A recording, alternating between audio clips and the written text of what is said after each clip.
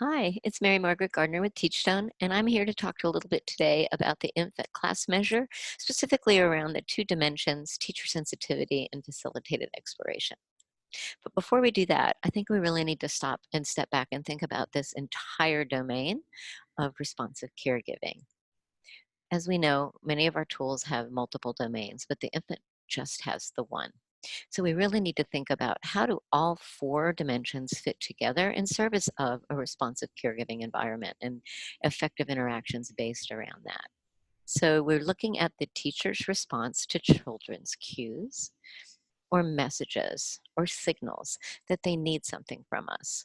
If you think about infants, we really know that they are completely dependent on us for everything. They need us to regulate their physiological state, their emotional state. Um, do they need us to help them put on clothes when they're cold and take them off when they're warm, to feed them when they're hungry, to change their diapers, to recognize when they need stimulation or maybe they don't need stimulation, to really support their beginnings of understanding how to communicate language through sound and needs through sound. So thinking in terms of how those all fit together, let's just start with teacher sensitivity because that's a great place to start. So we know that infants can communicate their needs in many ways. They could cry. They might have a gaze looking out the window or perhaps maybe following a person's fingers going as they're tracking going across the room. We also know that they uh, may show discomfort through their physical body posture. Children that are really, really stressed might be limp or very rigid. Children that are relaxed tend to mold to a caregiver and are open and ready for play. We look at their eyes, we look at their physical response to our interactions with them to determine what is it that that child is asking for. So reading those cues, nonverbal and verbal, which can be very subtle and individualized to each child, is the important beginning of where we go with facilitated exploration. So facilitated exploration is a pretty simple term when you really get down to it. Facilitate means to make possible, to encourage exploration. And we know that infants do act upon their environment as they grow increasingly more able to do so physically, but they do act on their environment through those nonverbal or verbal cues as well. So facilitated exploration, I'm going to just flip into my manual here, includes involvement, focus on the infant, and expansion of their experience. So what we're looking at again is involvement. Is that teacher, back to teacher sensitivity, aware of what that infant is communicating? Is that teacher initiating those interactions, but in a way that is comfortable for the infant? So we don't want to see a teacher jumping in a child's face if that child is giving them that signal that I don't need that stimulation right now. Or is that child saying, I need that stimulation, maybe waving their hands and feet under a play gym, and the teacher doesn't notice that, and that child is asking for stimulation. So it's very subtle and it's very individualized. Knowing your child, going back to that relational climate, knowing that infants cues, knowing who they are, what their temperament is, how they are on a day-to-day basis is really important for reading those cues.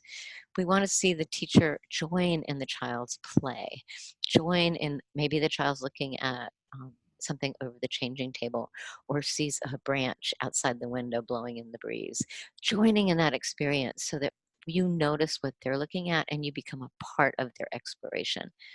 So that's really what infant focus is all about, noticing where they're coming from, where they're looking, what they need, and then following that lead. So teaching sort of to the bird in the window, if you will. When something captures a child's interest, are you aware? Back to awareness with teacher awareness and responsiveness. And then do you go along with that flow? So that's an important part where we want to support that exploration. That exploration might be supported through adding to the experience or by encouraging them to try something more. How do you do that? You might do that through intonation. Oh, did you see that branch blowing in the wind? It's going really, really fast. I wonder why the wind's blowing so hard. or adjusting that experience. So maybe you do see them looking to the window, and you take the child and you go over to the window and you talk to them about what they're seeing. So now I think what you're hearing is that we're also adding early language support so that their communications, whether they're verbal or nonverbal, are also being met with that language that is supporting their exploration as well.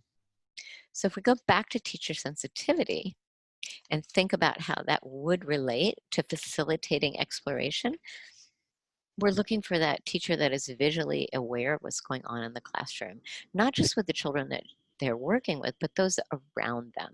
And that's hard to do sometimes. So we're looking for that scanning.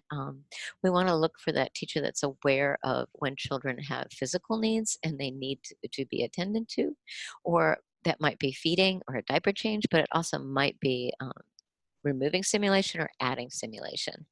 Um, we also are looking for a quick response as quick as possible. Sometimes you can't quite get to an infant as fast as you'd like to, but letting them know, I see you, I hear you, I'm coming to help you, because that is a part of that sensitivity and response.